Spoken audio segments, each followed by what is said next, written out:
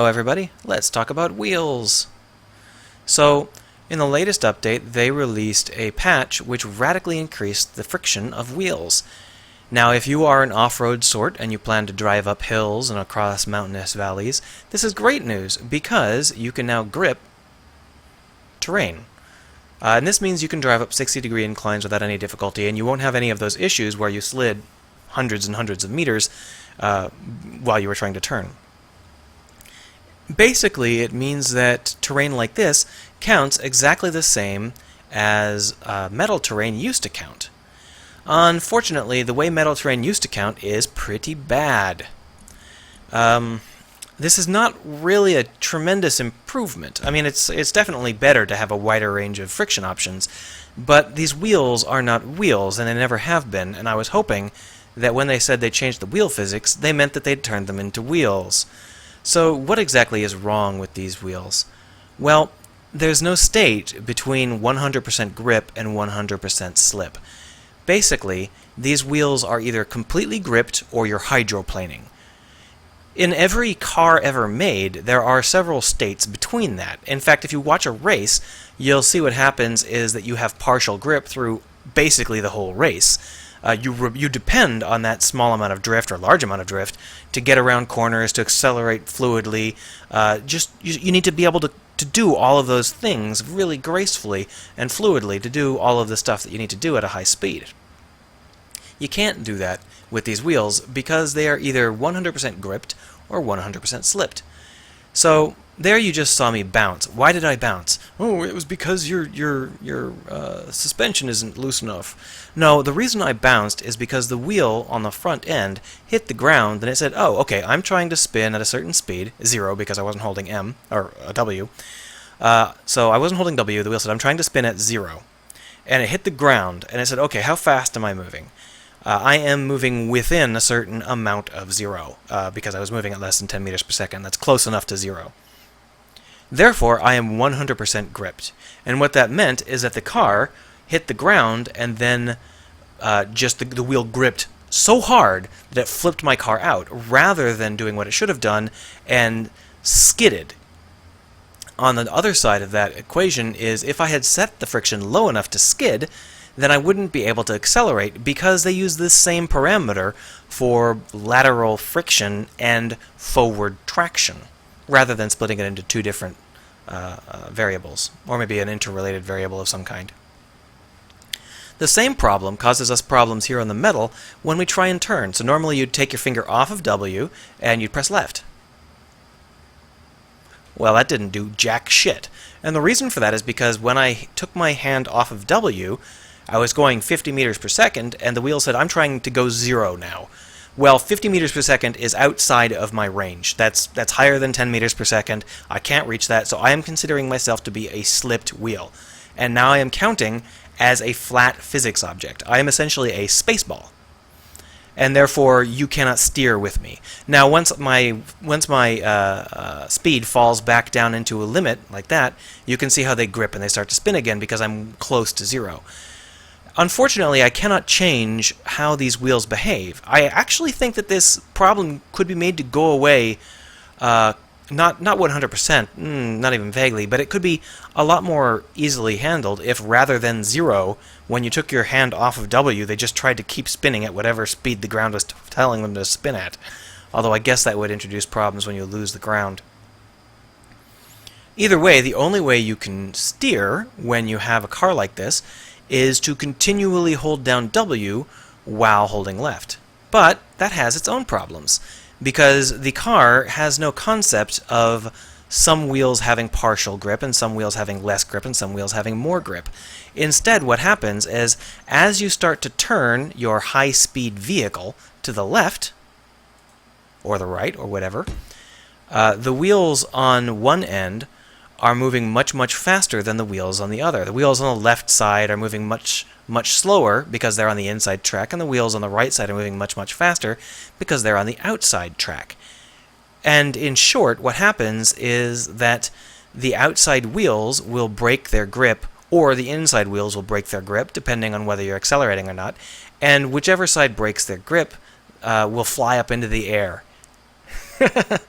So if you try and turn, you're going to end up with wheels that break their grip. Now this isn't a problem at low speeds because it's always a matter of percentages. So, if you're moving at 5 meters per second and you try and turn left, then the amount further that your right wheel goes than your left wheel is pretty negligible. It's like 4 meters per second versus 6 meters per second. But if you're going 100 meters per second and you try and turn left, then your inside wheel might be going 90 meters per second and your outside wheel might be going 110. And that's more than enough to actually break the grip. So there's no differential gripping, nothing like that. So how can you deal with this? Well, there are a couple of theoretical ways to deal with it that I've been working on.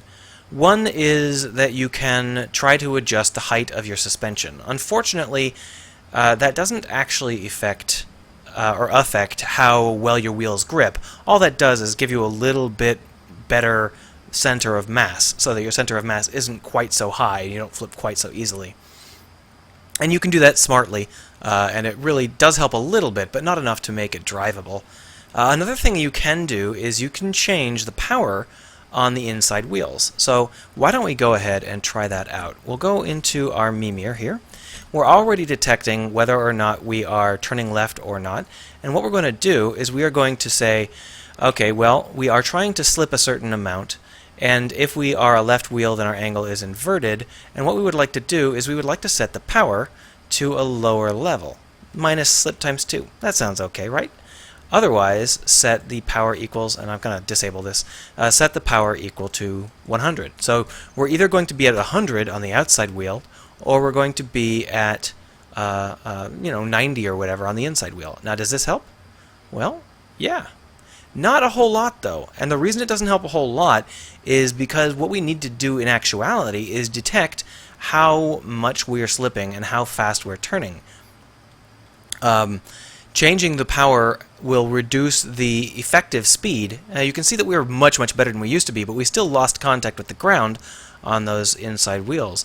So we need to be maybe more aggressive about it. I actually haven't tried just being a whole lot more aggressive.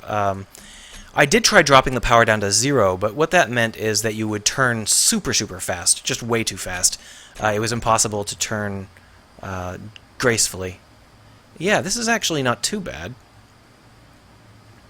We'll see how it works up here. But even with this in place, you still can't take your hand off of W, because if you take your hand off of W, then the wheels try and turn at 0.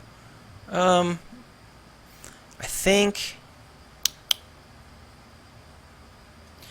think I might be able to refine that a little bit more and get that to actually work, but either way, you're not supposed to be able to take turns at full speed. That's kind of the point of the race. You can go full speed on the straightaways, get up your speed, and then you have to lower your speed and drift around the turns and try and preserve as much of that speed as possible.